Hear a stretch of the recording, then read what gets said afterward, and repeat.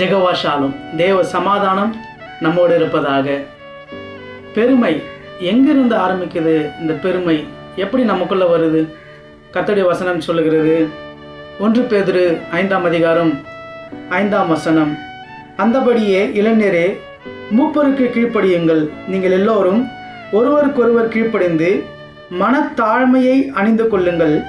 பெருமை உள்ளவர்களுக்கு தேவன் எதிர்த்து நிற்கிறார், தாழ்மை உள்ளவர்களுக்கோ கிருபை அளிக்கிறார். வேதத்தில் நாம் வாசிக்கிறோம், தேவன் பெருமைக்கு எதிர்த்து நிற்கிறவராக இருக்கிறார். வேதத்தில் எங்கு பார்த்தாலும் தேவன் எரிச்சல் உள்ளவராக இருக்கிறார், பழி வாங்குகிறவராக இருக்கிறார், கோபம் கொள்ளுகிறவராக இருக்கிறார்.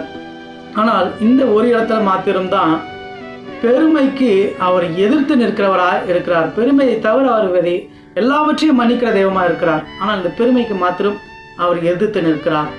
எப்படி இந்த பெருமை நமக்குள்ளே வருகிறது? இந்த பெருமை வருவதற்கான காரணம் என்ன அப்படின்னு சிந்தித்து பார்த்தோம்னால், எது நம்மிடத்திலே அதிகமாய் இருக்கிறதோ அது நம்மை பெருமை அடை செய்கிறதாய் இருக்கிறது. அதிகப்படியான படிப்பு, நல்ல கல்வி, ஞானம் இருக்கா, அந்த ஞானம் நம்மை பெருமை அடை செய்கிறது. நல்ல பணம், நல்ல சம்பாத்தியம், நல்ல வருமானம் இருக்கா, அந்த பணம், அந்த சம்பாத்தியம் நம்மை பெருமை அடை செய்கிறதா இருக்கிறது. எதில் பெருமை அடைய வேண்டும் என்று வேதம் சொல்லுகிறது? பரிசுத்தத்தில் பெருமை அடையணும், தான தர்மம் பண்ணுகிறதுல பெருமை அடையணும், கர்த்தருக்கு கொடுக்கறதுல பெருமை அடையணும், ஏழைக்கு இறங்குகிறதுல பெருமை அடையணும்.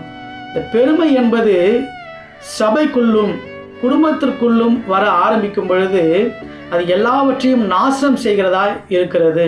இந்த பெருமை எப்படியெல்லாம் வேதத்தில் ஆளுகை செய்திருக்கிறது. ஒரே ஒரு உதாரணத்தை நான் உங்களுக்கு சொல்லுகிறேன்.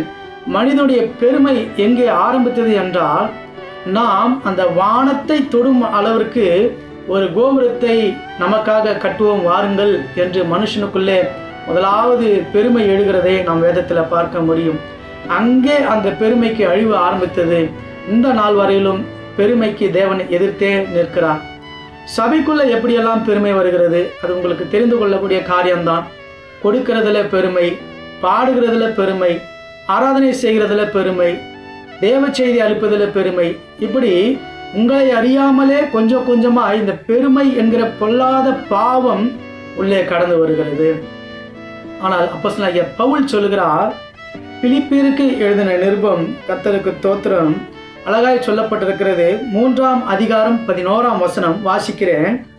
அவருக்காக எல்லாவற்றையும் நஷ்டம் என்று விட்டேன், குப்பையுமாக எண்ணுகிறேன்.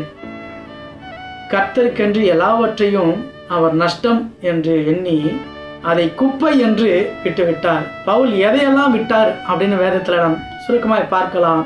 அவருடைய செல்வம், அவருடைய அந்தஸ்து, அவருக்கு இருந்த அதிகாரம், அவருடைய கல்வி, அவருடைய ஞானம், இவை எல்லாவற்றையும் இயேசுவுக்கு முன்பாக இதெல்லாம் நஷ்டமான காரியம் என்று எண்ணி விட்டது மாத்திரம் அல்லாமல் அவைகளை குப்பை என்று கருதுகிறான். தேவனுக்கு முன்பாக இவையெல்லாம் பிரயோஜனமற்ற செயல். பரிசுத்த ஆவி மாத்திரம்தான் நம்மை உயர்வான ஸ்தலங்களுக்கு கொண்டு போய் நிறுத்தும். அப்படி போகிற உயரம் மாத்திரம்தான் நமக்கு எப்போ நிலையானதாக இருக்கும். ஒரு காரியத்தை சொல்லி நான் முடிக்க விரும்புகிறேன்.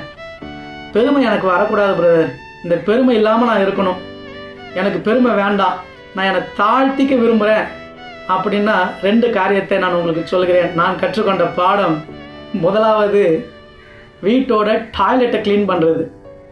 இந்த டாய்லெட் க்ளீன் பண்ணும்போதே பெருமையெல்லாம் செத்து போயிடும். 2வது காரியம், அடுத்தவங்க சாப்பிட்டுட்டு வச்ச பிளேட், இல்லை சபையில் இருக்கிறோமா எல்லாரும் சாப்பிட்டுட்டு போகிற அந்த இலை, இந்த 2 காரியத்தை செஞ்சு பாருங்கள். சபையோட டாய்லெட்டாக இருந்தாலும் சரி, வீட்டோட டாய்லெட்டாக இருந்தாலும் சரி, வீட்டில் பெருமை வருதா யோசிக்காமல் வீட்டோட டாய்லெட்டை க்ளீன் பண்ணுங்கள். சபையில் பெருமை வருதா யோசிக்காமல் சாப்பிட்ட எச்ச இலைகள், சபையை க்ளீன் பண்ணுறது, டாய்லெட் கழுவுறது, இந்த 2 காரியத்தை பண்ணாலே பெருமை என்பது தானாய் அழிந்து போகக்கூடிய ஒரு காரியமாக இருக்கிறது. தேவ சமாதானம் நம்மோடு இருப்பதாக. ஆமேன்.